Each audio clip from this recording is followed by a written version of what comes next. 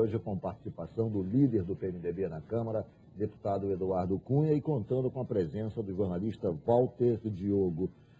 Deputado, esse acirramento entre governo e a própria base, entre o PMDB e governo, até que ponto compromete, do ponto de vista político, a aliança do PMDB com o PT, com vistas a outros embates, e principalmente o embate eleitoral da reeleição da presidente Dilma? Veja bem, não compromete, não existe ainda um nível de comprometimento. Nós estamos vivendo um momento que, se você analisar historicamente, quando você pegar em 2005, que era um ano antes da eleição de 2006, você estava discutindo a criação da CPI do Mensalão. Se você for voltar a 2009, um ano antes da eleição de 2010, a gente estava no auge da crise econômica e com várias propostas perigosas no Congresso que foram aprovadas, como o fator previdenciário que foi vetado, PEC 300, uma série de coisas que perdia-se o controle no plenário. Agora é a mesma coisa. Quando vai se aproximando do processo eleitoral, o parlamento, vendo que vai enfrentar a sua própria eleição, começa a ficar sempre mais acirrado o processo.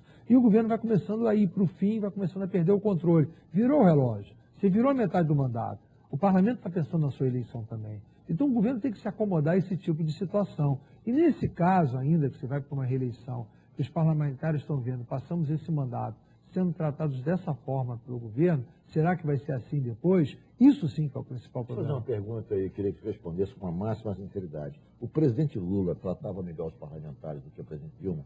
O presidente Lula tratava os parlamentares. Poxa, realmente pergunta, a resposta é muito clara, né? Deixa eu lhe fazer uma pergunta, deputado. Veja bem, houve um acordo para poder aprovar esse texto e foi para a sanção agora da presidente. O senhor acha que a presidente vai manter esse acordo ou vai ser uma decisão dela independente dos entendimentos? Se a sua pergunta é com relação especificamente à emenda que foi proposta, para mim, absolutamente, para o meu conceito pessoal, absolutamente relevante, vetar ou não vetar. Não é isso que eu tenho que estar. Essa emenda polêmica? Até porque essa saiu no texto que eles mesmos propuseram que fosse.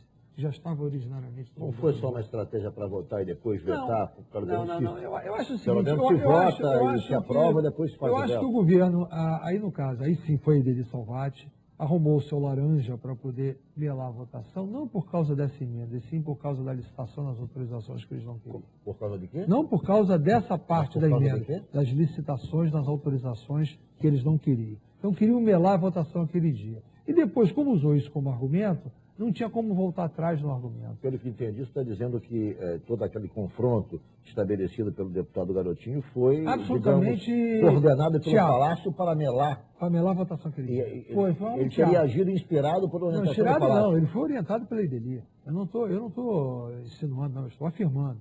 Então ele foi orientado, foi um teatro, ele foi o ator do circo montado para melar a votação naquele dia. Essa que é a verdade. E aí, esse acordo feito? O senhor acha eu não fiz acordo.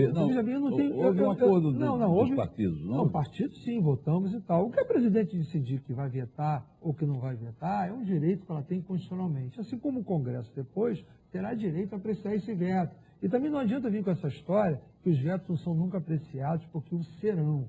Porque a decisão que foi dada pelo Supremo é que os vetos, até aquela data, não precisam entrar na fila, mas a partir daí entrarão. E nós temos uma polêmica muito grande de votação, que vai ser a Lei de Diretrizes Orçamentárias no meio do ano. Quando chegar lá, todos os vetos terão que ser apreciados. E também vetar alguma coisa agora, não se iluda, esse veto vai ser apreciado até julho. Você retomaria o projeto? Não, esse veto ele terá que ser votado, todos os vetos, depois de fevereiro, até julho, antes, vão ter que entrar na fila, vão ter que ser votados para votar LDO.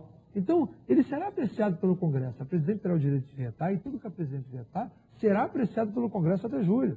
Então, é uma decisão que a decisão final será do Congresso sempre. O Congresso pode entender que o veto dela está correto, ou pode entender parcialmente correto, ou totalmente incorreto. Então, o Congresso vai decidir. Então, o confronto não acaba.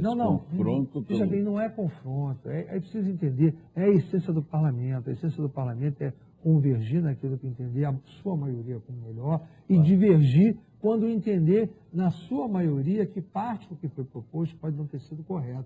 Ainda mais uma situação dessa, que eu estou querendo provar a vocês que não tem nada demais, nada mais é do que foi colocado na própria medida provisória original e que foi repetida porque o relator, na comissão especial, acabou suprimindo isso por erro do texto. Essa que é a verdade. O resto é falácia. O deputado Garotinho, o senhor diz que é o laranja do Palácio do Planalto. Não, nessa situação, uma inovação. Mas nessa situação nessa situação ele o foi. Ele realmente não conseguiu fazer com que todo o grupo dele votasse. 8 deputados dele. Eu tenho certeza absoluta que a presidente da República não tem nada a ver com isso. Isso foi uma articulação política equivocada da ministra Ideli. Isso eu tenho certeza que a presidente sequer tem participação e duvido que ela concordasse com uma estratégia dessa.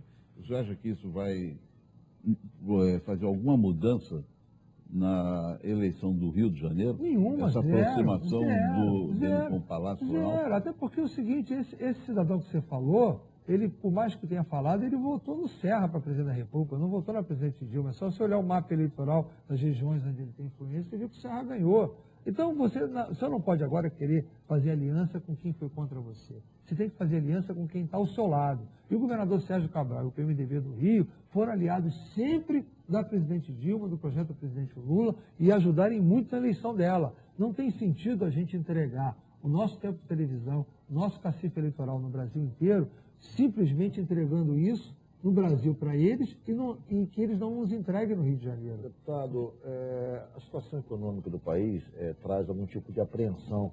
Nós estamos a 1 minuto do encerramento do programa. Em relação à reeleição da presidente Dilma. Há quem diga que ela teria dificuldade caso o Brasil não crescesse esse ano, pelo menos 3% ou 4%.